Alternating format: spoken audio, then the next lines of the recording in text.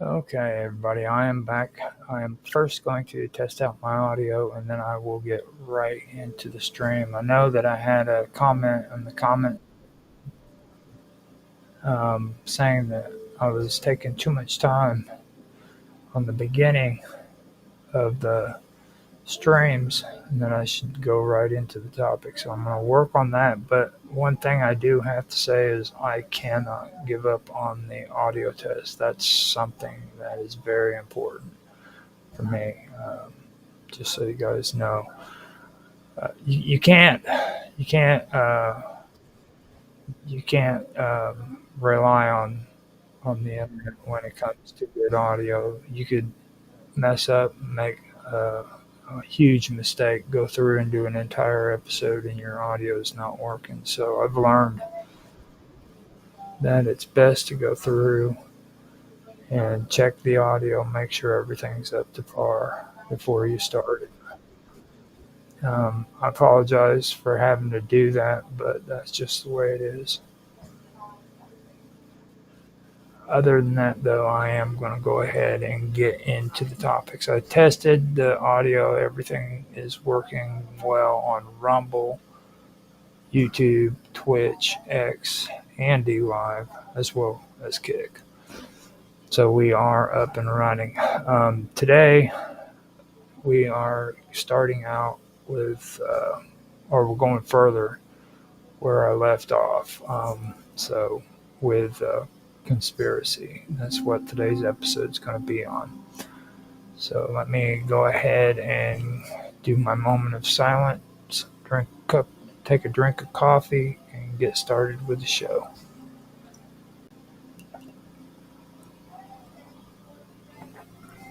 All right. Hello, everybody, and welcome back to another episode of Conspiracy here on the wonderful world of weirdness and strange stories. My two channels, one is on the wonderful world of weirdness, is on Rumble as well as on YouTube, and Strange Stories is on YouTube as well as on minds.com. Now, if you want to watch this episode too, other than them having their own channels, you can find them on Twitch, but those do not have a recorded copy. The only time you can watch those is while they are being streamed. So that has to be watched live.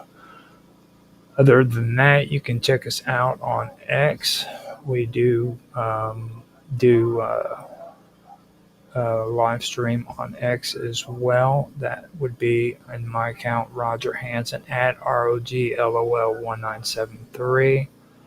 On Twitch, I'm known as Infamous1969. And you can also get the live stream on Kick with my account there, which is Roger_Hansen. And I believe that's the same as that's also the same on D Live as well. So those are the platforms that you can find our streams on. Now, with that being said, today I'm going to go further in where I was before. Last week I was talking about the rat lines and the Nazis, the conspiracy, how they may have escaped out of Nazi Germany. I'm not going to make any assumptions. That's the story. That's the way it is. You draw your own conclusions. Now, I want to focus again on another person who was involved in the JFK investigation concerning his assassination. That would be Alan Dulles. Now, he is probably one of the most interesting people when it comes to the topics that we've been getting into. He was on the Warren Commission, but he also has a shadowy background, and a lot of that has to do with MK Ultra. Now, a lot of people hear MK Ultra and they think conspiracy theory and oh, it never happened, and that's not the case.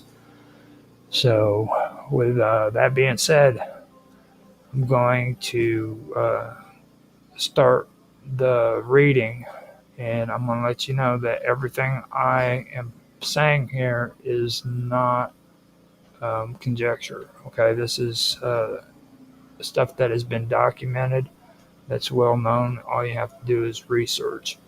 Go on Google it, find out for yourself. You know what I mean? It's better that you find out for yourself so that you know rather than me tell you, even though I am telling you the story, you know.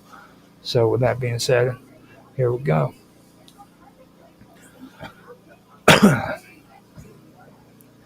In the shadowy landscape of post World War II geopolitics, the rise of intelligence agents as power brokers behind the scenes became a defining characteristic of modern history.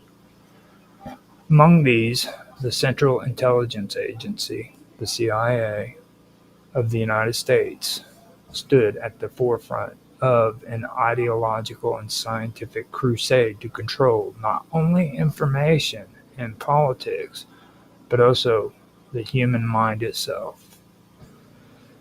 Central to this movement was Alan Welsh Dulles, who served as the first civilian director of Central Intelligence and oversaw the agency during one of its most formative and secretive periods. Under Dulles, the CIA initiated Project MK-Ultra, a highly classified program aimed at developing techniques for mind control and behavioral modification. The program, along with other clandestine operations, reveals a deep and disturbing fascination with psychological manipulation, covert warfare, and the shaping of reality for both enemies and allies alike.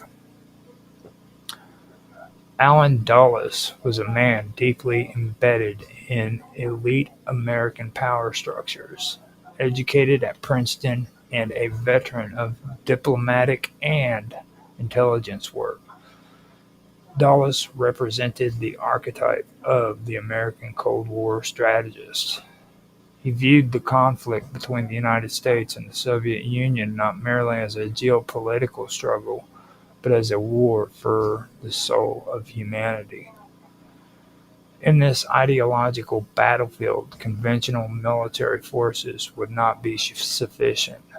Psychological warfare, disinformation, sabotage, and manipulation by both foreign populations of both foreign populations and domestic sentiment became essential tools of statecraft. It was under this mindset that Dulles became a primary architect of the CIA's most controversial programs. Project MK-Ultra was formally approved in 1953 at the height of Cold War paranoia. Though cloaked in secrecy, this project was designed with a singular goal: to discover ways of controlling human behavior through a variety of methods, including hypnosis, drug administration. Hold on.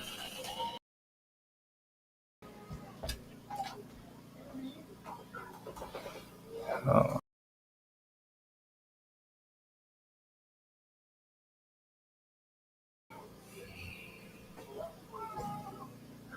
Project MK-Ultra was formally approved in 1953 at the height of the Cold War paranoia. Though cloaked in secrecy, the project was designed with a singular goal: to discover ways of controlling human behavior through a variety of methods, including hypnosis, drug administration, sensory deprivation, and psychological pressure. Its name would not become public knowledge until the mid-1970s, when congressional investigations began to peel back the layers of CIA abuses. The project's origins, however, lie in the belief that the Soviets, Chinese, and North Koreans had developed effective methods of brainwashing, and the United States could not afford to fall behind in this alleged psychological arms race. MKUltra's reach was vast, operating through dozens of front organizations, academic institutions, hospitals, and prisons. Many of the people subjected to the program's experiments had no idea they were part of a government research project. In one of the most infamous operations, known as Operation Midnight Climax, unsuspected individuals were lured into safe houses in San Francisco and New York City by CIA-contracted prostitutes. Once inside, the targets were dosed with LSD and observed through one-way mirrors as agents documented their reactions. The idea was to see how individuals behaved under the influence of psychedelics without knowing they were being drugged, thereby determining the feasibility of using such substances in field operations or interrogations. Beyond drug experimentation, MKUltra also explored extreme forms of psychological and sensory deprivation. Subjects were kept in darkened rooms for days, exposed to repetitive audio stimuli, or subject to prolonged isolation to see how these conditions could affect memory, identity, and suggestibility. Some programs experimented with electroconvulsive therapy and combinations of barbiturates and stimulants to break down individuals for reprogramming. In several cases, these methods caused lasting psychological damage or death, yet the individuals responsible were shielded by layers of bureaucratic anonymity and secrecy. One of the most morally egregious aspects of MKUltra was its disregard for consent. Notable institutions like Harvard University and McGill University unknowingly played host to MKUltra-related experiments. At McGill, Dr. Ewan Cameron conducted so-called psychic driving techniques in which patients were drugged, stripped of their sense of time and identity, and bombarded with recorded messages aimed at implanting new thought patterns. Cameron believed he could erase pathological behaviors and replace them with healthier mental states, but his experiments frequently left patients in a permanent damaged psychological condition. These operations were conducted with CIA funding and coordination, illustrating the profound context to which medical ethics were ignored in the pursuit of psychological control.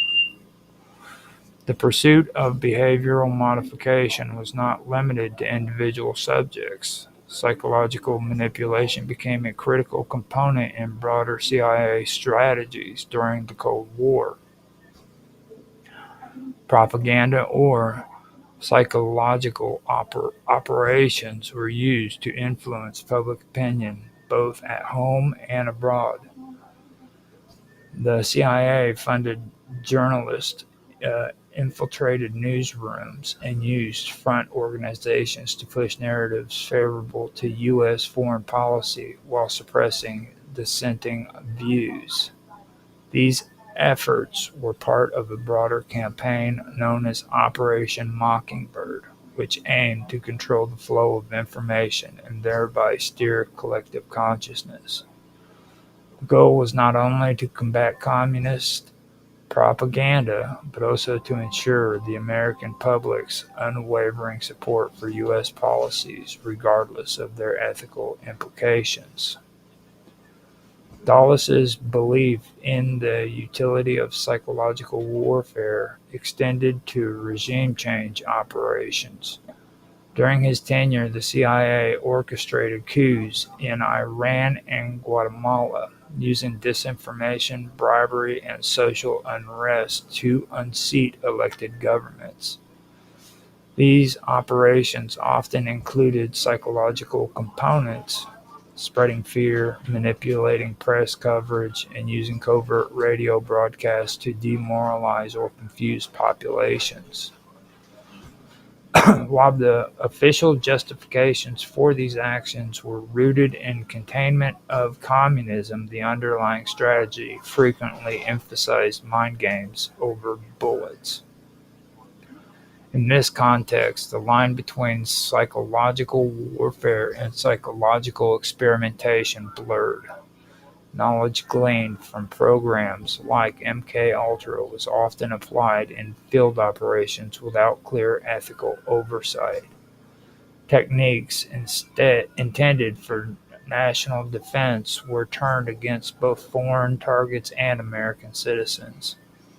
For instance, the development of so-called truth serums was intended to aid in interrogation, but such substances could also be used to manipulate confessions or influence decision-making.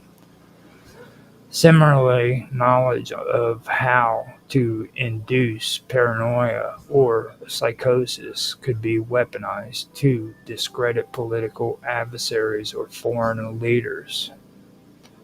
After Dulles was forced to resign in the wake of the failed Bay of Pigs invasion, the CIA's interest in psychological control did not vanish.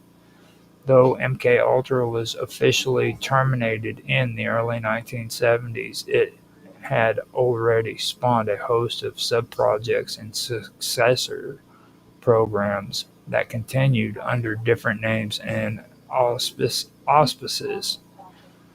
The revelations of the Church Committee in 1975 brought some public awareness to the abuses committed under MKUltra, but much of the documentation had already been destroyed under the orders of CIA Director Richard Helms. This act of bureaucratic sabotage ensured that many of the details surrounding the most extreme or illegal experiments would remain forever obscured. Critics of the program argued that MKUltra was less about national defense and more about a rogue agency conducting morally and scientifically dubious experiments with impunity. Others believe the program revealed a deep cynicism within the U.S. intelligence apparatus, a willingness to sacrifice individuals for the sake of hypothetical advantages in the psychological domain. Even within the intelligence community, MKUltra became a point of controversy, with some officers questioning the validity and usefulness of the program's findings. Yet for Dulles and his cohorts, the potential payoff in behavioral control seemed worth the risk. The legacy of MKUltra continues to reverberate today. Many of the themes explored in the program, covert manipulation, psychological disruption, control of perception, have found new life in the digital age. Governments and corporations now use advanced behavioral data to influence populations on a mass scale, echoing the psychological ambitions of the CIA in the 1950s and 60s. The ethical question raised by MKUltra remains relevant, especially as new technologies emerge that promise even greater precision in the manipulation of thought and behavior. In retrospect, the CIA's deep involvement in psychological experimentation and behavioral control reflects a historical moment in which fear, ambition, and ideology combined to produce one of the most controversial intelligence programs in American history. Under Allen Dulles, the agency blurred the boundaries between science and coercion, research and abuse, defense and domination. The pursuit of psychological control was not merely a reaction to Soviet threats, it was a part of a larger vision of warfare in which the human mind itself became the ultimate battleground.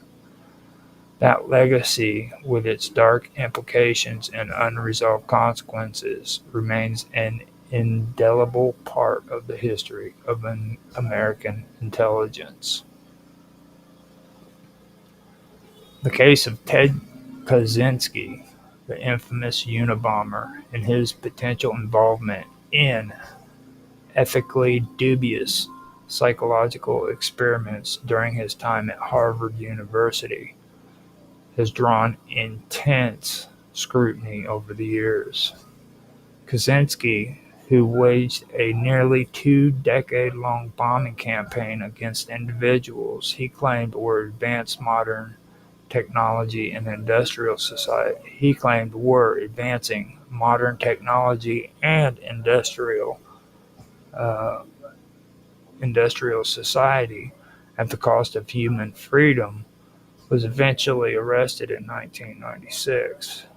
After his identity was revealed, an obscure detail from his past emerged: his participation in a psychological study while attending Harvard, which some investigators have suggested may have had ties to the CIA's controversial MK-Ultra program. Kaczynski entered Harvard University in 1958 at the age of 16, an unusually young, yeah, an unusually young age for a college freshman. By the time he was 17, he had become involved in a study led by Harvard psychologist Dr. Henry A. Murray. Murray was a former OSS, which is Office of Strategic Services officer during World War II, and he had experience developing interrogation techniques for military and intelligence purposes.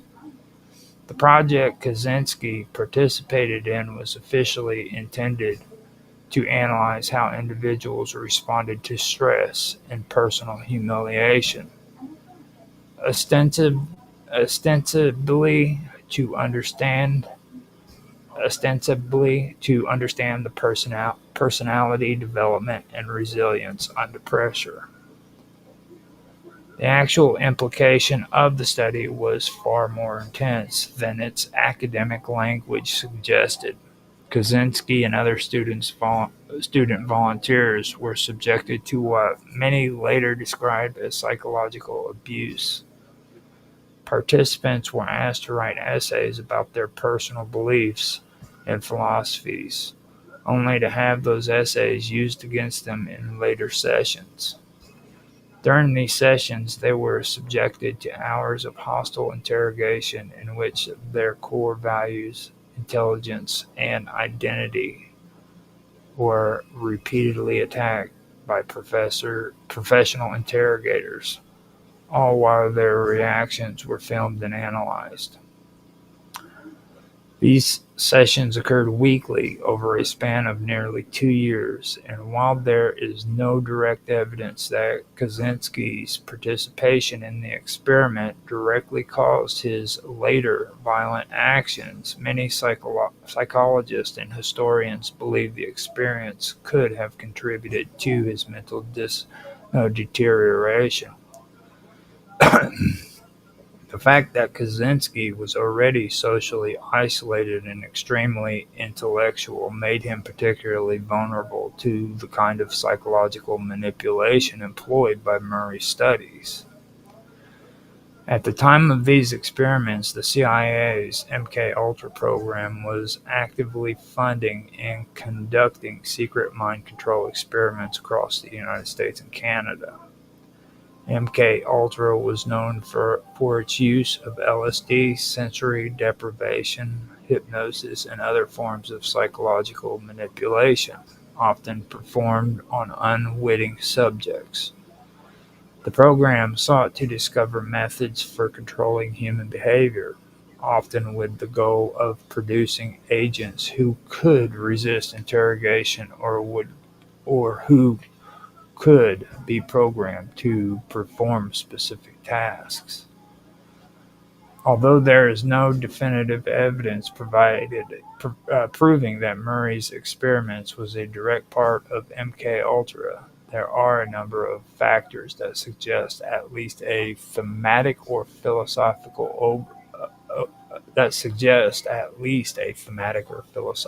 overlap.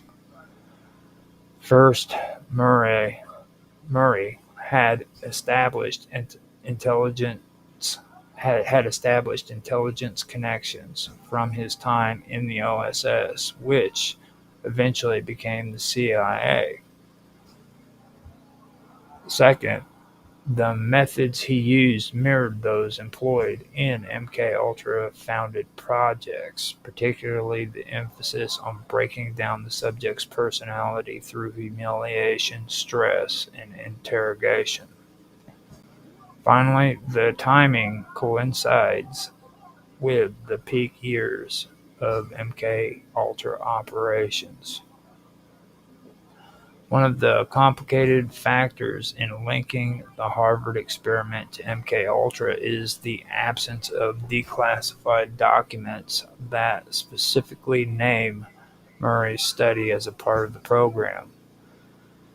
MKUltra files were notoriously incomplete, with many destroyed in the 1970s after the program became the subject of Senate hearings and public outrage.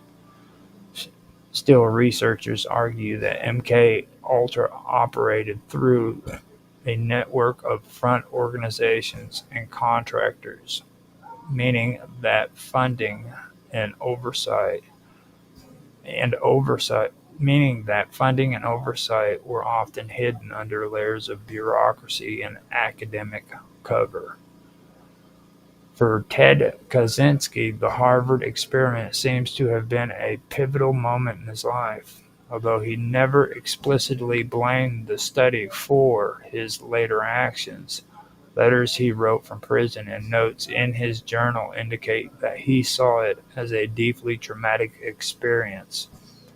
In his mind, it represented the dehumanizing effects of modern science and the abuse of power by intellectual elites, ideas that became central to his later anti-technology manifesto.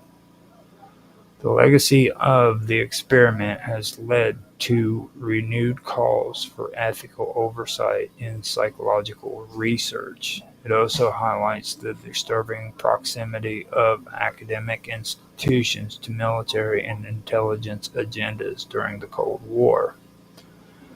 Harvard, like many universities at the time, participated in defense-funded research, and the line between academic inquiry and state-sponsored experimentation was often thin. Ultimately, whether or not the experiment was officially part of MKUltra may remain unknown, but the parallels are too striking to ignore. Both were secretive programs involving psychological manipulation. Both aimed to understand or influence human behavior under stress, and both left a trail of controversy and human suffering in their wake. Ted Kaczynski's descent into violence may have had many causes, but the role of psychological experimentation in shaping his worldviews is a disturbing chapter in the broader story of Cold War era mind control research. Now, after that, I am wanting to go deeper into it. We've just discussed Ted Kaczynski and Alan Dulles with MKUltra. Now, I am going to go from there to Um, what I'm going to do here first is I'm going to kind of go over DARPA. DARPA is probably the next best step to go here. So with that, I'm going to go ahead and start up on DARPA and some of the projects that DARPA was involved in. Now, Project MK Often was a lesser known offshoot of the more famous MK Ultra, part of the CIA's broader attempts to explore unconventional and controversial psychological manipulation tactics during the Cold War. The project was primarily focused on the use of occult and paranormal phenomena for intelligence and military purposes, investigating various esoteric practices to see if they could be integrated into psychological operations and warfare. It is believed that MK Often was operational in the late 1960s and early 1970s with efforts to incorporate parapsychology, occult rituals, and mind control techniques from both scientific and metaphysical perspectives. The project was part of the larger MK Ultra initiative that sought to experiment with mind control, behavior manipulation, and other psychological techniques to gain a strategic edge over adversaries. However, unlike MK Ultra's focus on drugs, hypnosis, and sensory deprivation, MK Often was interested in phenomena that were outside the conventional scientific realm. Researchers in MK Often explored the potential use of occult rituals, psychic abilities, and other unproven methods to gather intelligence or influence foreign governments. This included investigating the use of tarot cards, astrology, clairvoyance, and remote viewing in the context of gathering military or strategic intelligence. Although the full scope of MK Often remains shrouded in secrecy, the project's efforts to integrate the paranormal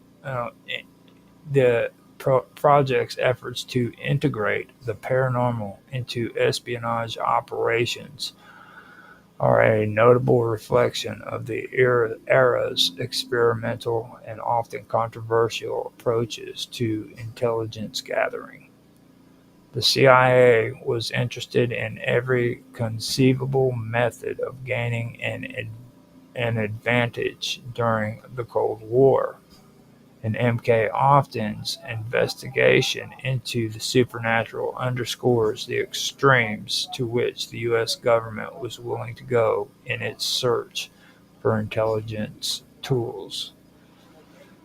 Despite the project's failure to deliver any proven or reliable intelligence tools, it serves as a symbol of the Cold War era's obsession with unconventional warfare techniques and the blurred line between science and superstition in intelligence operations.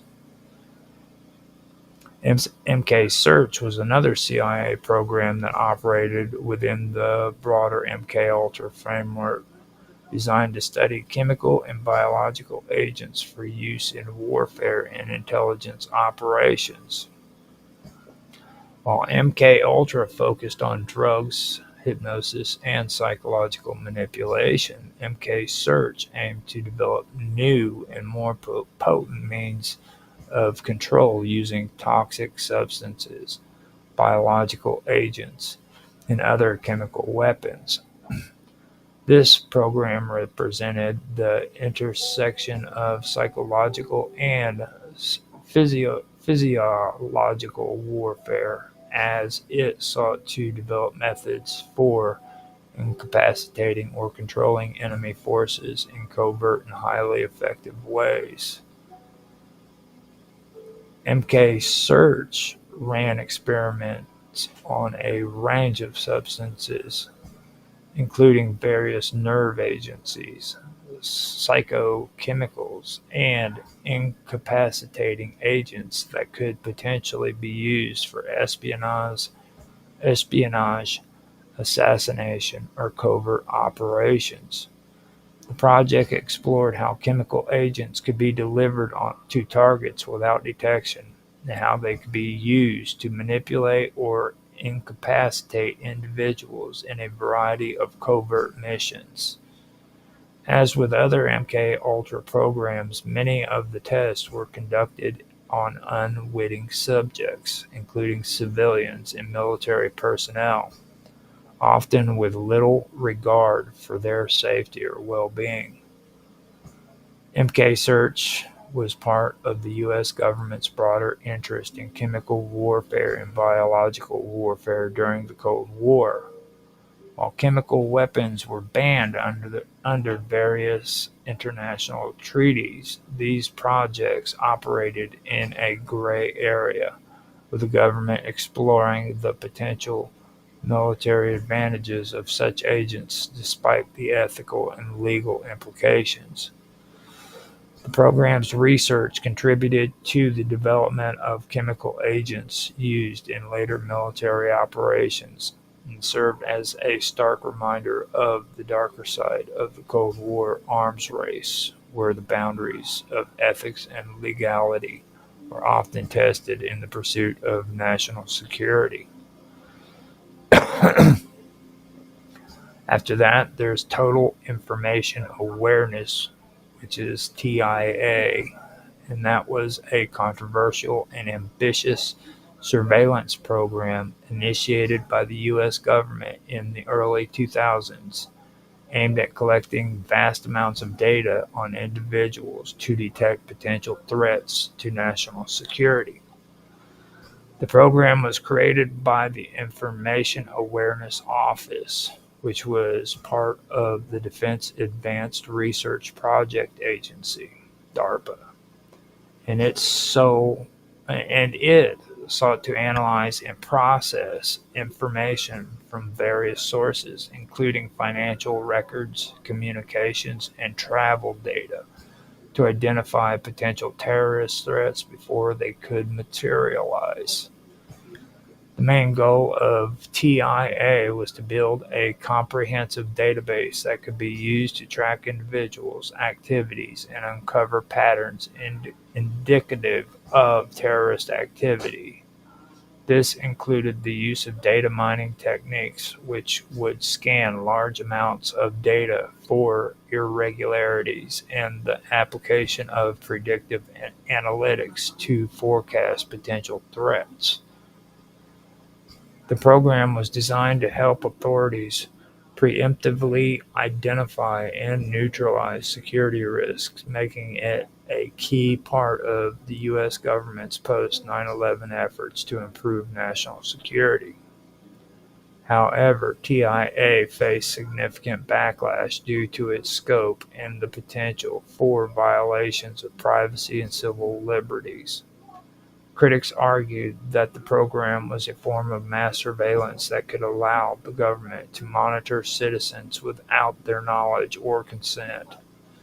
Concerns were raised about the possibility of the government's overreaching in its pursuit of national security and whether the data collected could be misused or abused.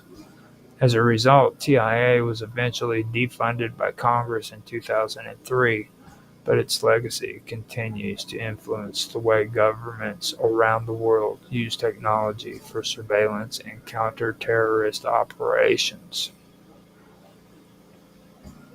Next is the Lifelog Project, which was initiated by DARPA in 2003, and it was an ambitious attempt to build a detailed database of individuals' lives through the collection of personal data.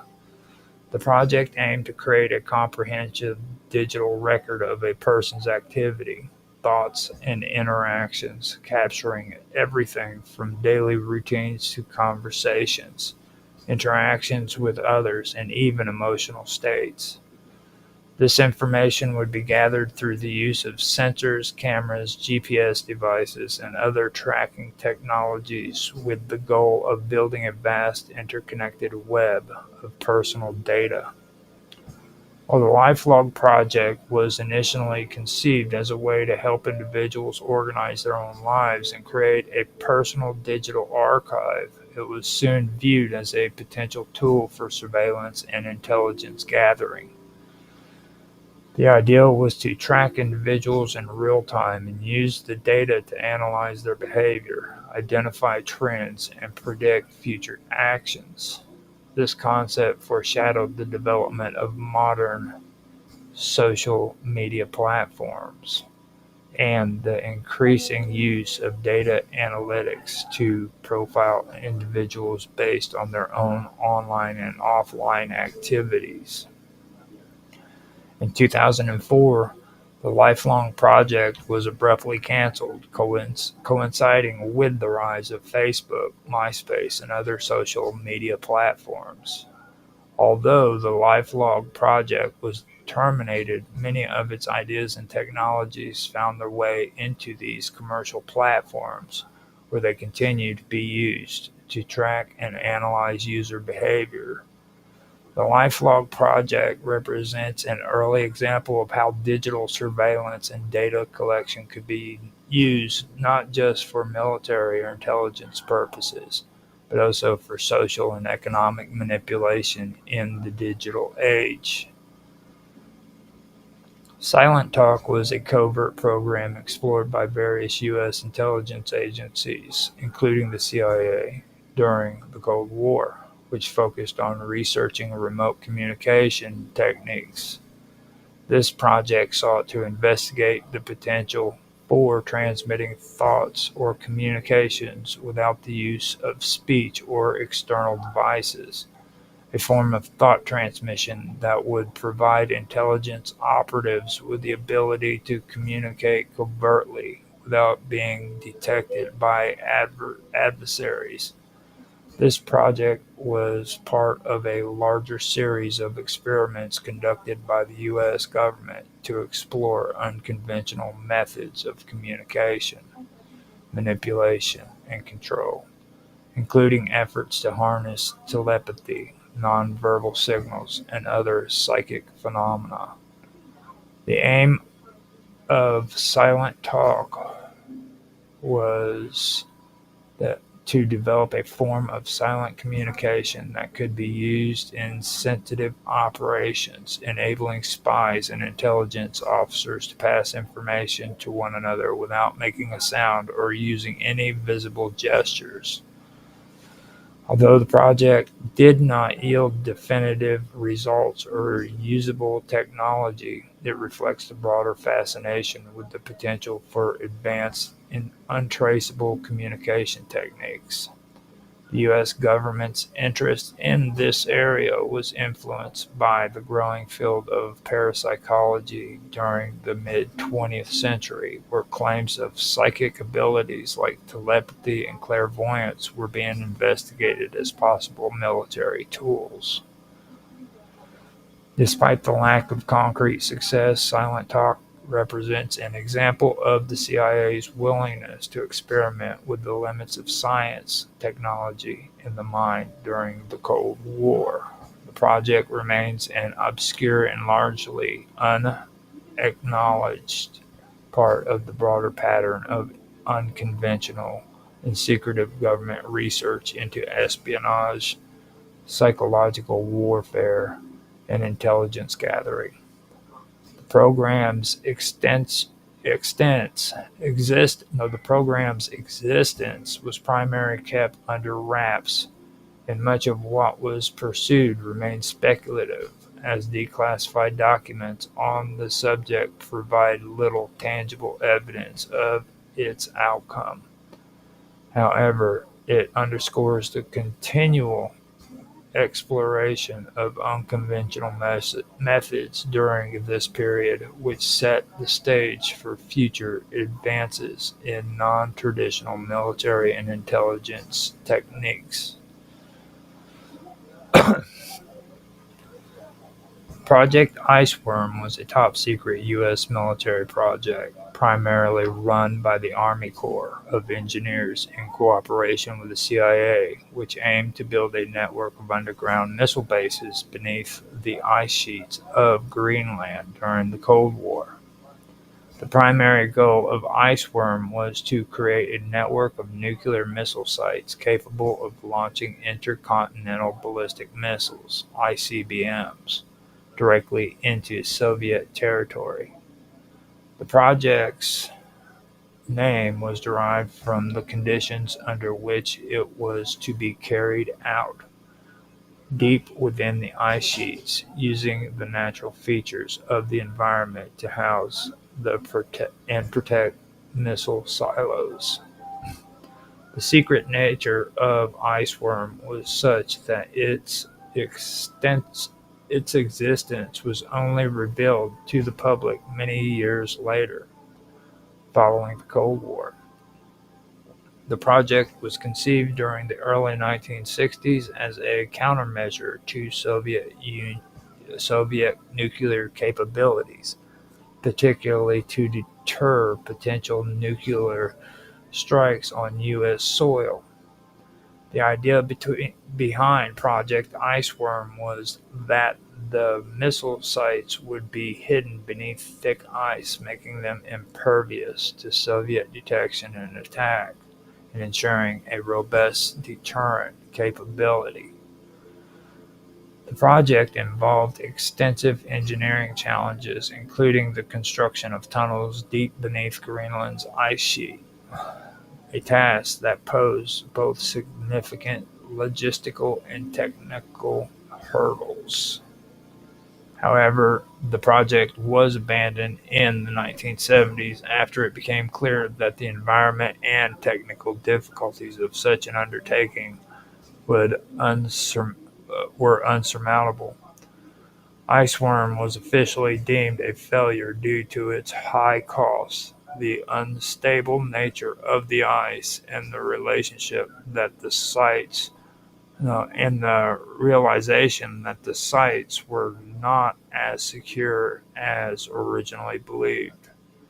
Despite this, it was a major Cold War era initiative reflecting the increasing militarization of the Arctic and the strategic importance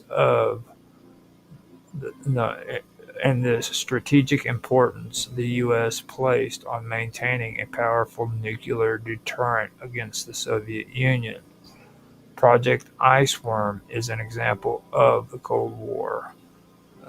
Is an example of the bold, sometimes reckless military ambitions of the Cold War era, when technology and secrecy were leveraged to achieve geopolitical objectives. The Insect Allies Program, initiated by DARPA, Defense Advanced Research Project Agency, is an example of the U.S. government's experimentation with genetic engineering in the context of biological warfare and agricultural manipulation. The program, which began in the 2010s, was designed to explore the use of insects such as beetles, aphids, and whiteflies as vectors for genetic modification. The purpose of the program was to determine if these insects could be used to deliver genetically engineered viruses to crops, altering their DNA to confer resistance to disease, pests, or environmental stressors, or to make them more productive. Although the stated goal of the Insect Allies program was to improve food security by enhancing crop resilience, critics have raised concerns that such technologies could be weaponized for biological warfare. The ability to alter the genetic makeup of plants covertly via insect vectors would allow for the potential manipulation of food supplies or the spread of genetically engineered pathogens that could destroy crops disrupt economies, or destabilize nations. DARPA's involvement in this project has been controversial, with detractors pointing to the program's potential military application and its secrecy as a cause for concern. The Insect Allies program raises significant ethical and practical questions about the intersection of biological research, agriculture, and national security. It highlights the blurred lines between peaceful scientific advancement and the potential for misuse in warfare. While the program's public focus remains on agricultural benefits, its dual-use potential, the ability to exploit this technology for military purposes, has prompted concern for international arms control organizations and experts in bioethics. Predictive behavior algorithms and social media monitoring represent the growing influence of data analytics in intelligence gathering and surveillance, a key area of interest for both government agencies and private companies. The use of algorithms to predict human behavior based on social media activity, online behavior, and public record is becoming increasingly prevalent. As more personal data is made available through digital channels, governments, intelligence agencies, and corporations are all interested in leveraging this data to anticipate potential threats, influence public opinion, and maintain control over individuals. Predictive behavior algorithms work by analyzing large datasets, often sourced from social media platforms, online transactions, and digital communications, and using machine learning techniques to forecast future actions or decisions. These algorithms can track patterns of individuals' behaviors, predict their future actions, and even identify potential risks or threats before they manifest. This can be used to prevent terrorism, reduce crime, or influence social movements, but it also raises significant concerns about privacy, civil liberties, and the potential for abuse. Social media monitoring, particularly when combined with predictive algorithms, represents a powerful tool for surveillance and control. Governments can use social media data to track individuals, monitor their political opinion, and identify potential subversive behavior. While such technologies may have legitimate uses in national security, they also raise questions about the erosion of personal freedoms, the overreach of surveillance, and the potential for totalitarian control. The line between protecting national security and infringing upon individual rights is becoming increasingly difficult to draw as these technologies evolve. Neural engineering is one of the cutting-edge fields being explored by DARPA, focused on the development of technologies that bridge the gap between the human brain and machines. This field has seen significant advancements, particularly in the area of controlling pro, pro, prosthetic no, particularly in the area of controlling prosthetic limbs and even directly interfacing with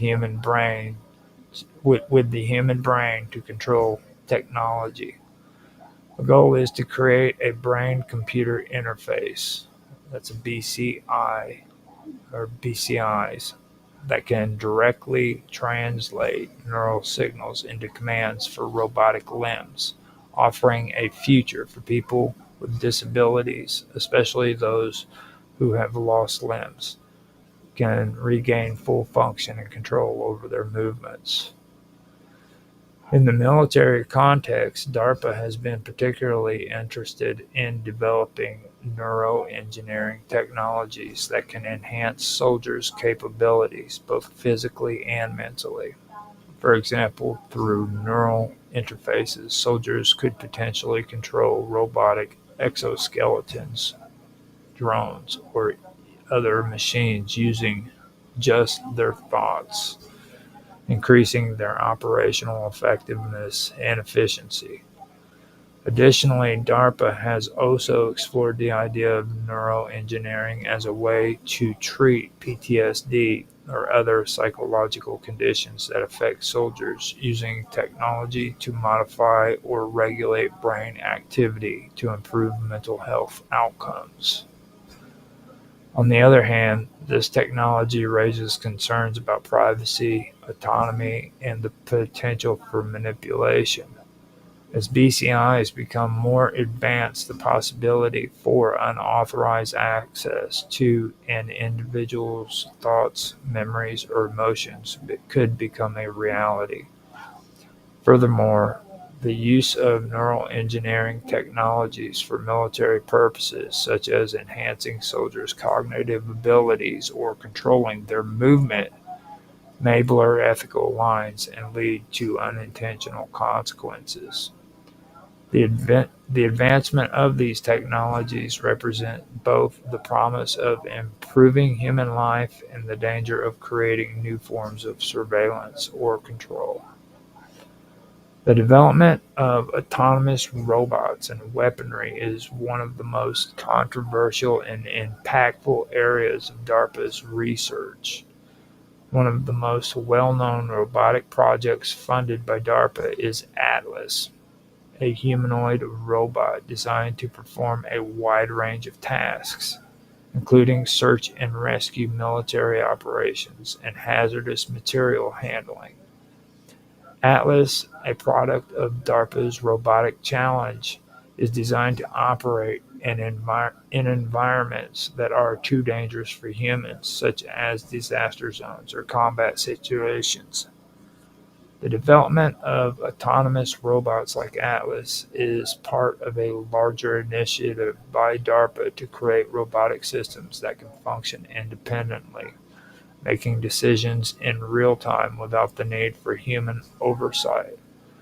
While robots like Atlas are still primarily focused on non-lethal missions, the increasing development of autonomous weaponry has raised significant ethical and strategic concerns. The idea of machine making life or death decisions on the battlefield without direct human control introduces the possibility of unintended escalation, mistakes, or misuse. In addition to robots like Atlas, DARPA has been funding projects that aim to develop autonomous drones, ground vehicles, and weapon systems. These technologies could potentially be used in combat scenarios where rapid decision-making capabilities of robots might be an advantage. However, the risks of autonomous weaponry have been highlighted by ethicists and human rights groups, who argue that machines should not have the ability to decide who lives or who dies in war. Autonomous weaponry could significantly change the nature of warfare, making it faster, more precise, and potentially less risky for soldiers. But it also introduces new challenges in terms of accountability, oversight, and control. If a robot makes a mistake or targets civilians, who is responsible for that action? As the development of autonomous robots and weaponry continues, these questions will be increasingly important for policymakers, military leaders, and international governing bodies. DARPA's involvement in satellite technologies and space surveillance has long been an essential aspect of U.S. national security strategy. The U.S. military relies heavily on space-based assets to monitor activities across the globe, track military movements, and communicate securely. DARPA's role in the development of space technology has been instrumental, particularly in the context of surveillance satellites, reconnaissance, and early warning systems.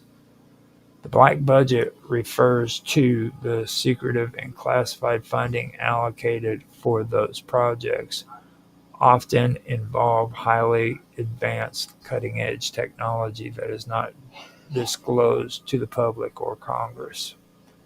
Many of these satellite programs funded by DARPA under the Black Budget are designed to gather intelligence, monitor foreign missile launches, and provide strategic advantages in warfare. Some of these programs are so secret that they remain undisclosed for years or decades after their completion. The U.S. government has also used space-based systems to intercept communications, track the movements of adversaries, and monitor global environmental changes. As the world's reliance on space-based assets grows, the importance of DARPA's space program has become increasingly clear. Space surveillance systems have also been vital for ensuring the security of U.S. military operations. With the rise of space as a domain of warfare, ensuring that military satellites and assets are protected from potential adversaries has become top priority. DARPA's research into satellite technology has led to the development of advanced tracking systems that can detect enemy satellites, monitor for potential threats, and ensure that U.S. assets remain secure. As space becomes more crowded with satellites and other objects, the importance of maintaining situational awareness and the ability to defend against threats in orbit is crucial. DARPA's space surveillance programs plays a key role in ensuring that the U.S. maintains an edge in space-based military technology and intelligence gathering. And they continue to develop technologies that can be used in future space warfare or strategic operations.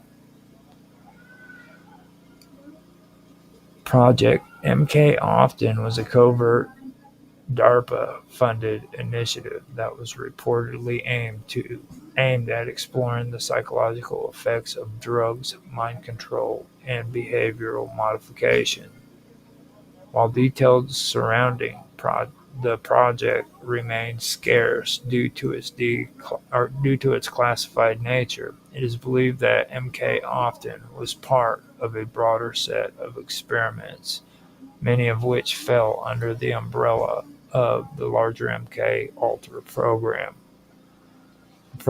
The purpose of MK Often was to investigate the potential for influencing human behavior and the human psyche through various means, including drugs, hypnosis, and other experimental technologies.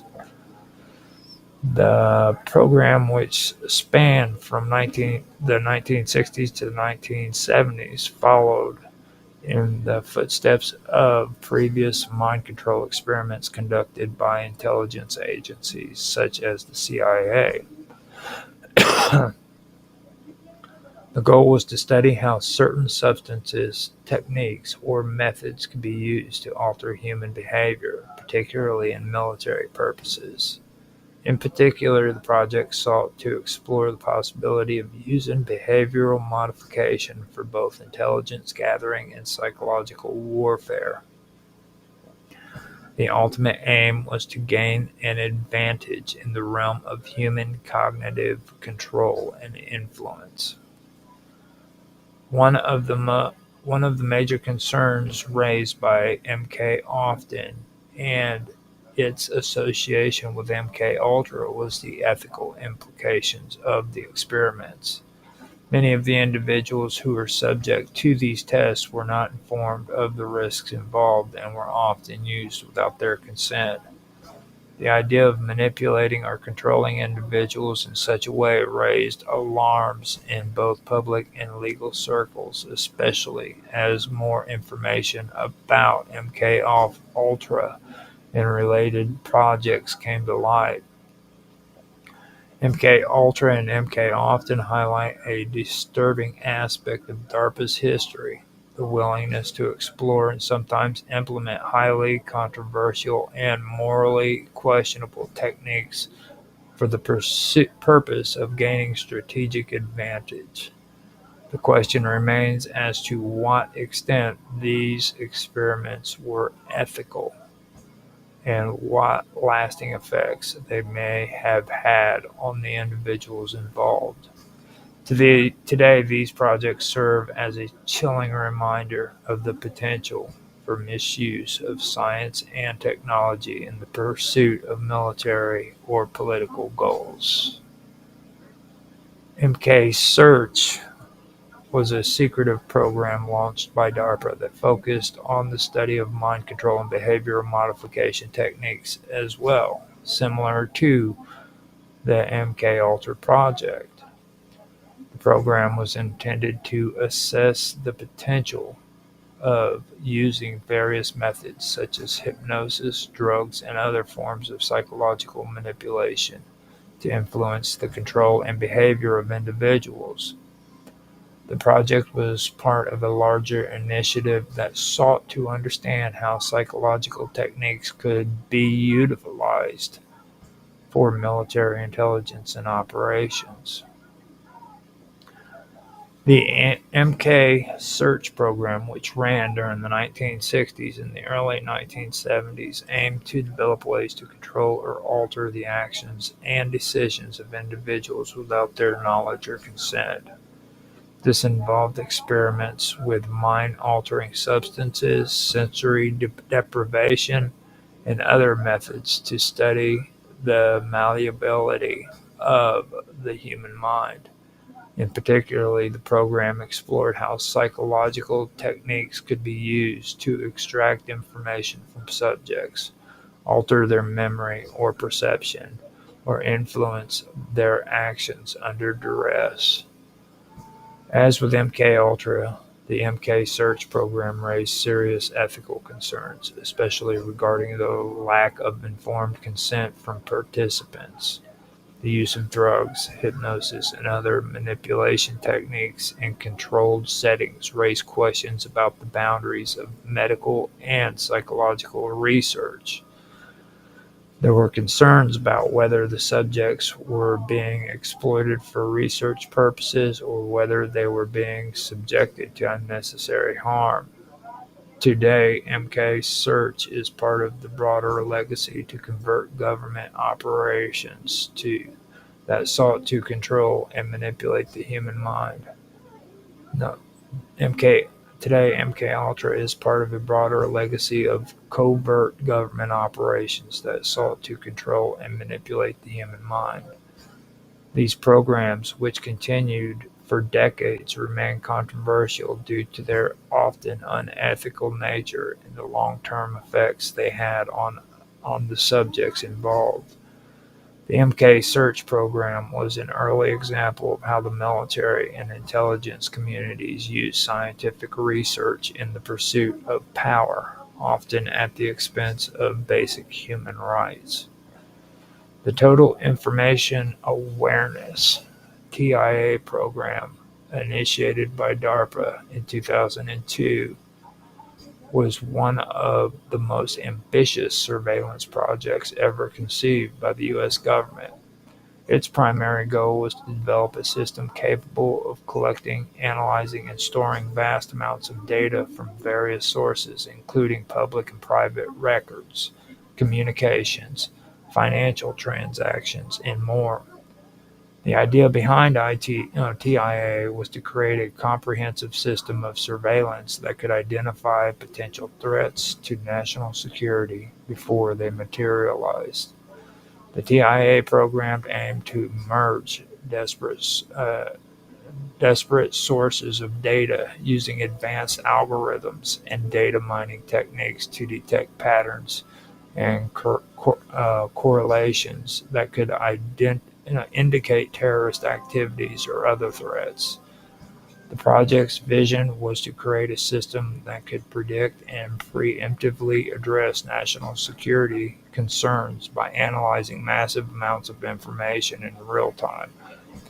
However, the TIA program faced intense criticism due to its potential for widespread surveillance and the invasion of personal privacy. Privacy advocates and civil liberties groups raised concern about the collection of sensitive information without oversight or regulation, arguing that such a system could lead to the erosion of fundamental freedoms. In response to these concerns, the TIA program was officially canceled by Congress in 2003, although elements of its technology and goals were integrated into other government programs. Despite its cancellation, the TIA program remains a point of contention in discussion about government surveillance and privacy.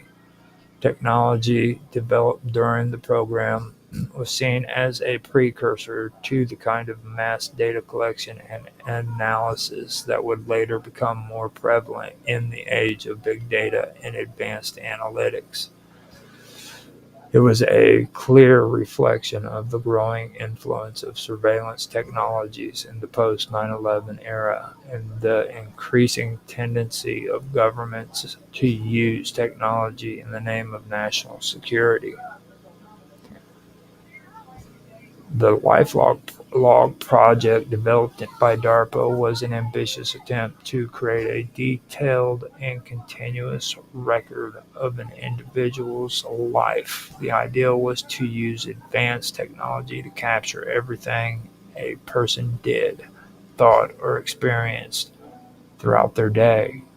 The project aimed to track personal information, including interactions with others, physical movement, and even internal thoughts and feelings, in order to create a comprehensive digital profile of each individual.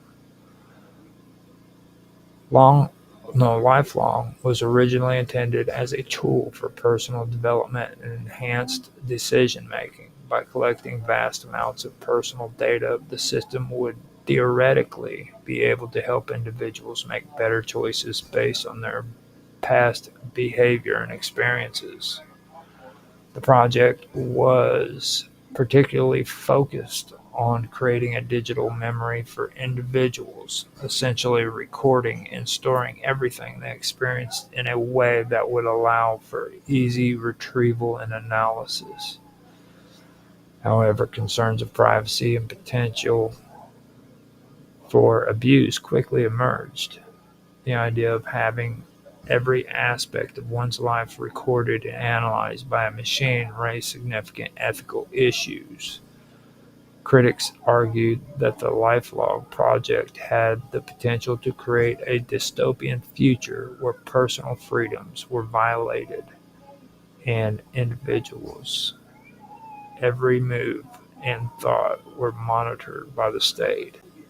The program was officially canceled in 2004, but the ideas and technologies it sought to develop have been the subject of renewed interest in recent years as advances in personal data collection and tracking technologies continue to grow.